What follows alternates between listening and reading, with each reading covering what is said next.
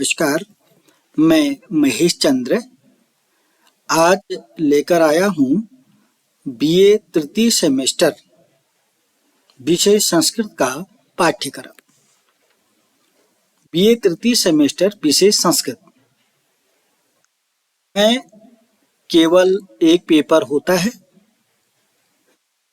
जिसके पाठ्यक्रम को 5 यूनिटों में 5 इकाइयों में विभाजित किया गया है।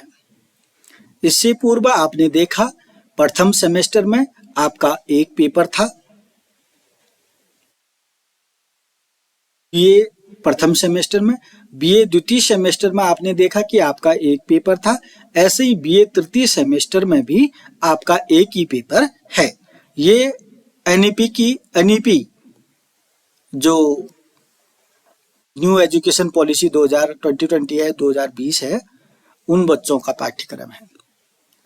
तो बीए तृतीय सेमेस्टर एनईपी विषय संस्कृत, जो संस्कृत का जो एक पेपर है उसका नाम है काव्य भारतीय संस्कृति एवं व्याकरण। अर्थात इस पेपर में जो ये पेपर होगा उसमें काव्य भी होगा, भारतीय संस्कृति भी होगी एवं व्याकरण। 3 टॉपिक होंगे इस पेपर में। काव्य होगा, भारतीय संस्कृति होगी एवं व्याकरण होगा। टॉपिक आपको इसमें पढ़ने को मिलेंगे। अब आपको मैं बता दूं कि इस पेपर को 5 यूनिटों में विभाजित किया गया है। आपको 5 के 5 यूनिट जो है सेमेस्टर में 6 महीने, यानी कि 6 महीने के लगभग आपको इन 5 यूनिटों को अच्छे से कवर करना होगा। इससे पूर्व बता दूं कि पेपर जो है 2 भागों में होता है। 100 नंबर का, यानी कि 100 नंबर का पेपर, 75 नंबर का प्रश्न पत्र होता है जिसका पेपर होता है लिखित रूप में होता है, और 25 नंबर का असाइनमेंट होता है। 75 नंबर का पेपर जो है प्रथम सेमेस्टर में भी था, द्वितीय सेमेस्टर में भी था और तृतीय सेमेस्टर में भी होगा। 75 नंबर का जो असाइनमेंट है वो प्रथम सेमेस्टर में भी था, द्वितीय सेमेस्टर में भी था, तृतीय सेमेस्टर में भी होगा। लेकिन ध्यान रहे 25 नंबर का जो असाइनमेंट होता है उसके पीछे बहुत ध्यान देने योग्य बात यह है कि असाइनमेंट जो 25 नंबर का होता है उसमें उपस्थिति भी देखी जाती है। बच्चा कितने दिन क्लास में उपस्थित रहा, बच्चे का अनुशासन देखा जाता है, और बच्चे ने जो असाइनमेंट वर्क किया है कितना साफ सुथरा किया है, यानी कि ऑल ओवर उसमें मूल्यांकन किया जाता है। तब जाकर के उसको 25 में से मार्क्स दिए जाते हैं। तो इसका बच्चों आप ध्यान रखेंगे।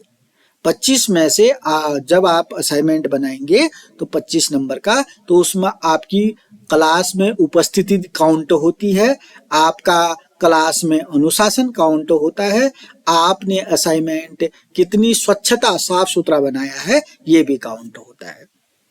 तो अब सीधे हम 5 यूनिटों में कौन कौन सी बुक, कौन कौन सी किताबें आपने पढ़नी है, कौन कौन सी किताबों की व्यवस्था आपको करनी है, कहां से करनी है, ये चीज बताते हैं। Unit number 1 किरातार्जुनीयम। यूनिट नंबर में एक किरातार्जुनीयम की किताब लेनी है आपको। हो सके तो अभी मंगा लीजिएगा, ऑनलाइन भी, घर भी, आपके घर के पते पर, आपके कॉलेज के पते पर, आप जहां चाहें वहां आपको ये किताब मिल सकती है। अगर आप लेना चाहें तो ऑनलाइन आप खरीद सकते हैं या मार्केट से भी आप इसको खरीद सकते हैं। किरातार्जुनीयम, यह किरातार्जुनीयम जो है महाकवि भारवी जी द्वारा लिखी है। इसका केवल आपको प्रथम सर्ग पढ़ना है। इससे पूर्व जैसे आपने रघुवंशम पढ़ा ना, तो उसका भी आपने प्रथम सर्ग ही पढ़ा और 1 से 50 तक श्लोक ही पढ़े। तो अब आपको उसकी जगह पर कौन सी किताब ला गए, हम किरातार्जुनीयम की किताब ला गए। इसको तो आप भली भांति समझ गए होंगे। इससे पूर्व आपने रघुवंशम पढ़ा, अब किरातार्जुनीयम पढ़ना है। किरातार्जुनीयम की जब किताब लाएंगे, सबसे पहले दिन आप महाकवि भारवी का जीवन परिचय एवं रचनाएं पढ़ेंगे। फिर क्या पढ़ेंगे, किरातार्जुनीयम का सार पढ़ेंगे। फिर क्या पढ़ेंगे, किरातार्जुनीयम का प्रथम सर्ग के 50 श्लोकों का क्रमशः अध्ययन करेंगे। तो परीक्षा में भी क्या पूछा जाएगा, महाकवि भारवी से संबंधित लॉन्ग प्रश्न पूछा जा सकता है। किरातार्जुनीयम प्रथम सर्ग का सार पूछा जा सकता है और किरातार्जुनीयम प्रथम सर्ग के जो 50 श्लोक हैं 1 से 50, उनका संदर्भ प्रसंग व्याख्या करना पूछा जा सकता है, पूछा जाता है। तो आपको यूनिट नंबर 1 क्लियर हो चुका है। 5 यूनिटों में इसको विभाजित किया गया है। आप इसको लिख लीजिएगा आराम से। आज आप सिलेबस नोट करेंगे, आराम से किताबों की व्यवस्था करेंगे, फिर जाकर के क्लास में इनका अध्ययन करेंगे। आइए बच्चों दूसरा यूनिट की तरफ जाते हैं।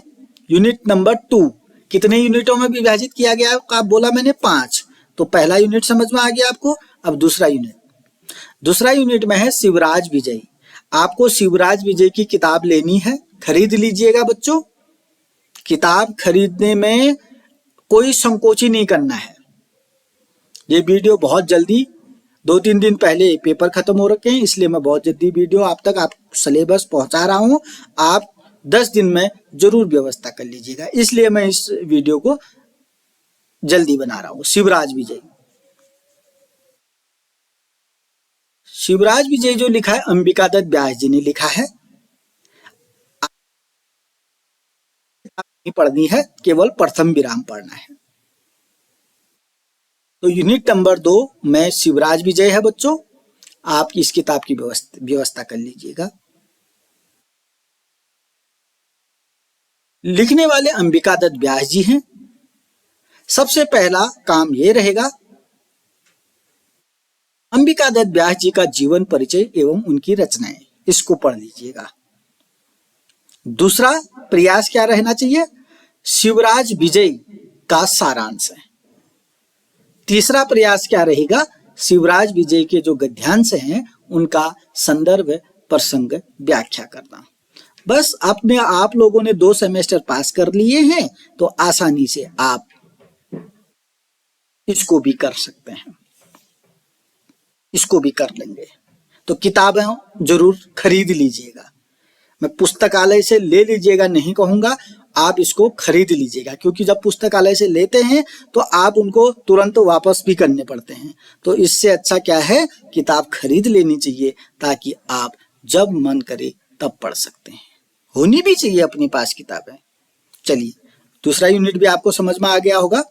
तो शिवराज विजय से क्या आएगा, लॉन्ग प्रश्न में शिवराज विजय का सारांश पूछा जा सकता है, अंबिका दत्त व्यास जी का जीवन परिचय पूछा जा सकता है, उनकी रचनाओं के बारे में पूछा जा सकता है, और जो शिवराज विजय के जो गद्यांश हैं उनका संदर्भ प्रसंग व्याख्या करना पूछा जाएगा।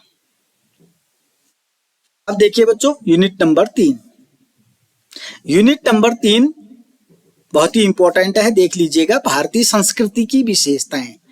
आपने भारतीय संस्कृति की सुना होगा, आपने एक परीक्षा भी, भारतीय संस्कृति ज्ञान परीक्षा भी दी थी। बस यही है वो अगर आपने भारतीय संस्कृति ज्ञान परीक्षा दी थी, कॉलेज लेवल में भी हुआ था, तो उसका पाठ्यक्रम यही है, भारतीय संस्कृति की विशेषताएं। उसके अंतर्गत और भी है पंच महायज्ञ, 16 संस्कार, पुरुषार्थ, धर्म अर्थ काम मोक्ष बोलते हैं ना, आप बार बार सुना होगा आपने, धर्म अर्थ काम मोक्ष, उनके बारे में पढ़ोगे, उसको पुरुषार्थ कहते हैं।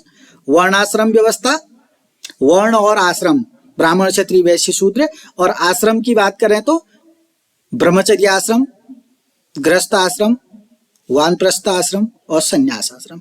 अभी तो मैं केवल नाम बोल रहा हूं, आपको यूनिट नंबर 3 के अंतर्गत पूरा भारतीय संस्कृति की विशेषताएं पढ़नी है, पंच महायज्ञ पढ़ने हैं। जब आप इनको पढ़ने लग जाओगे तो आपको बहुत अच्छा लगेगा। ये बहुत ज्यादा अझेल नहीं है, बहुत ज्यादा बोर करने वाला टॉपिक नहीं है, बहुत अच्छा लगेगा जब आप भारतीय संस्कृति की विशेषताएं पढ़ेंगे, पंच महायज्ञ पढ़ेंगे, 16 संस्कार पढ़ेंगे, पुरुषार्थ पढ़ेंगे, वर्णाश्रम व्यवस्था पढ़ेंगे। तो इसके लिए आपको क्या करना पड़ेगा, एक किताब ले लीजिएगा इसके लिए, भारतीय संस्कृति बस। मार्केट से आप ऑनलाइन कहीं से भी मंगा लीजिएगा, भारतीय संस्कृति, उसके अंतर्गत आपको जो दिख रहा है वो पढ़ेंगे बच्चों। इससे आपका 1 या 2 लॉन्ग प्रश्न पूछे जाएंगे, 15 नंबर का भी पूछा जा सकता है। भारतीय संस्कृति की विशेषताएं बताइए आ सकता है। पंच महायज्ञ कौन कौन से हैं उनका वर्णन कीजिए आ सकता है। षोडश संस्कार कौन कौन से हैं संक्षेप में लिखिए आ सकता है। पुरुषार्थ के विषय में लिखो आप कह सकते हैं। वर्णाश्रम व्यवस्था क्या है, इसके जितने भी मैंने प्रश्न बनाए इनमें से 1-2 प्रश्न अनिवार्य रूप से पूछे जाएंगे जब आपका पेपर होगा। पुनः यूनिट नंबर 3 में भारतीय संस्कृति की विशेषताएं नोट कर लीजिएगा, किताब जरूर खरीद लीजिएगा। भारतीय संस्कृति नामक किताब में सब कुछ मिल जाएगा। पंचमहायज्ञ, संस्कार, पुरुषार्थ, वर्णाश्रम व्यवस्था। यूनिट नंबर 4 को देखते हैं। यूनिट नंबर 4 जैसा कि पेपर के नाम में था ना, काव्य, भारतीय संस्कृति और व्याकरण, तो व्याकरण के अंतर्गत यूनिट नंबर 4 में व्याकरण और यूनिट नंबर 5 में भी व्याकरण है बच्चों। यूनिट नंबर 4 में संधि प्रकरण है। आपने संधि सुना होगा, लेकिन यूनिट नंबर 4 में संधि जो प्रकरण है, आपको संधि पूरा सीखना है। संधि जितना भी होती है सूत्र सहित आपको सीखना है। जितनी भी संधियां होती है कंठस्थ क्लियर करना है।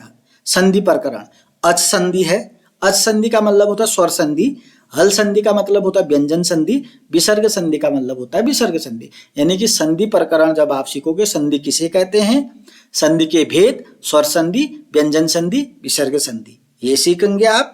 और स्वर संधि के भेद सीखेंगे, व्यंजन संधि के भेद सीखेंगे और विसर्ग संधि के भेद सीखेंगे और सभी के सूत्रों की व्याख्या करना सीखेंगे और उदाहरण सीखेंगे। जो ये संधि प्रकरण है यह जो है बहुत विस्तृत है। आप विस्तृत रूप में यूनिट नंबर 4 को कवर करेंगे। हो सके आप एक ग्रामर की बुक भी ले लें, व्याकरण, संस्कृत व्याकरण की बुक ले लें। अगर आप हिंदी के छात्र छात्राएं हैं तब भी आपको यूनिट नंबर 4 अवश्य पढ़ना होगा और यूनिट नंबर 5 भी, भले ही आप हिंदी के विद्यार्थी हों। यूनिट नंबर 5 में देखिएगा बच्चों, कारक प्रकरण। कारक सीखे होंगे जरूर, हिंदी में भी सीखे होंगे, संस्कृत में भी सीखे होंगे। कर्ता ने कर्म को करण से, संप्रदान के लिए अपादान से, संबंध काके की रारेरी, अधिकरण में या पर संबोधन हे भू अरे। ये जो कारक सुने हैं, जरूर सुने हैं, हिंदी के विद्यार्थी ने भी सुने हैं, संस्कृत के विद्यार्थी ने भी सुने। अगर नहीं सुने तो अच्छी बात नहीं है। सेमेस्टर बीए में कारक प्रकरण सीखना है लघु सिद्धांत कौमुदी के अनुसार। जब आप कारक प्रकरण सीखेंगे तो एक किताब लेंगे लघु सिद्धांत कौमुदी के, लघु सिद्धांत कौमुदी लेंगे आप। कारक प्रकरण सीखने के लिए कौन सा किताब लेंगे आप, लघु सिद्धांत कौमुदी। अब कारण जो कारक है ना, हमने तो बोल दिया कर्ता कारक, कर्म कारक, करण कारक इत्यादि, लेकिन कारकों की सूत्र आएंगे यहाँ पर। सूत्रों की व्याख्या करना आपको है और उनका उदाहरण लिखना आपको होगा। तो ये जो कारक हैं, सूत्र इसमें आते हैं, इसका आपको ध्यान रखना होगा बच्चों। तो आप कुछ मत कीजिएगा, बाकी आप कक्षा में जाइएगा, सब कुछ सीखेंगे। लघु सिद्धांत कौमुदी की किताब आपको खरीदनी है। संधि प्रकरण के लिए एक किताब खरीदनी है। शिवराज विजय की किताब आपको खरीदनी है। किरातार्जुनीयम की किताब आपको खरीदनी है। और एक किताब और है भारतीय संस्कृति की किताब। उम्मीद करता हूं आपको बीए तृतीय सेमेस्टर संस्कृत का पाठ्यक्रम भली भांति समझ में आ चुका होगा। अगर आप बीए तृतीय सेमेस्टर संस्कृत विषय के विद्यार्थी हैं तो आज इस काम को जरूर कर लीजिएगा। एक नोटबुक में जरूर इस पाठ्यक्रम को उतार लीजिएगा और अपना जो स्टडी रूम है वहां पर इसको चस्पा भी कर लीजिएगा और धीरे धीरे इन किताबों को की व्यवस्था भी कर लीजिएगा। अगर आपको किताबें मंगानी कहां से हैं इसके बारे में पूछना है तो मेरे से पूछ भी लीजिएगा कि किताबें कहां से मंगाएं, तो आपको आसानी से आप तक किताबें पहुंच जाएंगी। तो मेरा वीडियो बनाने का मतलब यही है कि आप अतिशीघ्र किताबों की व्यवस्था कर पाएंगे, ताकि आपको कक्षा में पढ़ने के लिए जब समय मिलेगा, तो जब आपका समय आएगा कक्षा में जाने का, तो उस समय आप बिगर किताबों के ना रहें। तो अभी तक चैनल को सब्सक्राइब नहीं किया तो सब्सक्राइब करेंगे, कमेंट करेंगे और अपने दोस्तों के साथ शेयर करेंगे। कुछ प्रश्न हैं आपके लिए, जिनका उत्तर आप कमेंट बॉक्स में देंगे। पहला प्रश्न है, किरातार्जुनीयम के रचयिता कौन है? दूसरा प्रश्न है, शिवराज विजय के लेखक कौन हैं?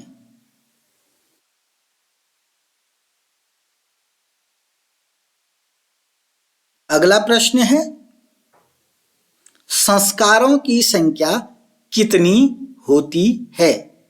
संस्कारों की संख्या कितनी होती है? अगला प्रश्न है, हल संधि को अन्य किस नाम से जाना जाता है? हल संधि को अन्य किस नाम से जाना जाता है? और अंतिम प्रश्न है, कारक कितने होते हैं? बहुत महत्वपूर्ण प्रश्न है।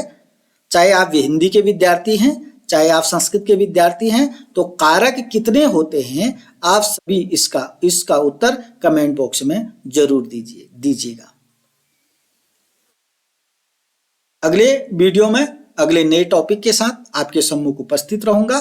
तब तक के लिए नमस्कार, धन्यवाद।